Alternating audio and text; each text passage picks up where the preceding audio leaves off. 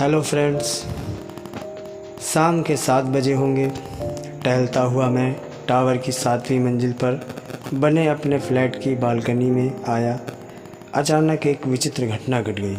अजीब सा आवेग आया और मैं बालकनी की रेलिंग लांघ 7वीं मंजिल से नीचे ज़मीन पर आ गिरा। हालांकि मैं ऊपर ही था, लेकिन नीचे भी पड़ा था। तुरंत ही पत्नी और बेटे को यह सूचना देने के लिए दौड़ा, लेकिन वे मेरी बात सुनना तो दूर, मेरी उपस्थिति तक को महसूस करने के लिए तैयार नहीं थे। लिफ्ट ठीक होने के बावजूद बदहवास से वे सीढ़ियों से नीचे की ओर दौड़ रहे थे। मैं भी उनके पीछे हो लिया। वहाँ मेरे पड़ोसी डॉक्टर ने मेरे शरीर का नब्ज़ चेक की, दूसरा तीसरा मुआयना किया और मुझे डेड घोषित कर दिया। रोना धोना अफरा तफरी मच गई। दबी दबी आवाज़ों में तरह तरह की बातें होने लगी। अंधेरा हो चला था, इसलिए बुजुर्ग पड़ोसियों ने सलाह दी कि शमशान घाट कल सुबह लेकर जाएंगे। मैं घबरा गया। इस देह के रहते मेरी उम्मीद अभी बाकी थी और इसके साथ मेरा चंद घंटों का साथ रह गया था। मैं रोने लगा। मैं चाहने लगा कि अगले 2-3 घंटों में ही मेरा 12 वर्षीय बेटा जवान हो जाए और परिवार को संभाल ले। अगले इन्हीं घंटों में ही बिटिया बड़ी हो जाए और मैं उसके विवाह की जिम्मेदारी पूरी होते देख लूँ। परिजनों से ज़्यादा तो मेरी सुबकियाँ बंधी हुई थीं।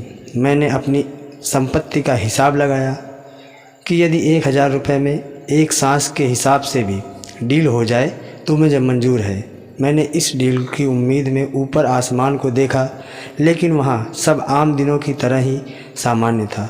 अब समझ में आया कि यदि एक सांस की कीमत 1000 रुपये भी लगाई जाए तो ऊपर वाले की तरफ से कितनी नज़रें इनायत मुझ पर हुई थीं। फ्लैट, कार, बैंक बैलेंस सब यहीं धरा रह गया था। क्या करूं? ज़िंदगी की और समय की अहमियत अब समझ में आ रही थी। दौड़कर ऊपर फ्लैट में अपनी अलमारी तक गया और कुछ याद आते ही अपने आप को कोसने लगा। ना मेडिक्लेम करवा रखा, मुझे तो मरना भी नहीं आया। कैसे शक्ति बनूं अपने रोती हुई पत्नी की। मैं उसे समझाना चाहता था कि अब वह इस पूरी परिस्थिति को किस तरह से संभाले। वह मेरी ओर देखने लगी और फिर उसका स्वर सुनाई दिया, अब उठो, 8 बज गए हैं, आज संडे है, तो क्या सोते ही रहोगे?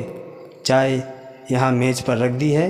तुरंत मेरी आंखें खुल गई, लेकिन अब मैं जग चुका। धन्यवाद। चैनल को सब्सक्राइब करें।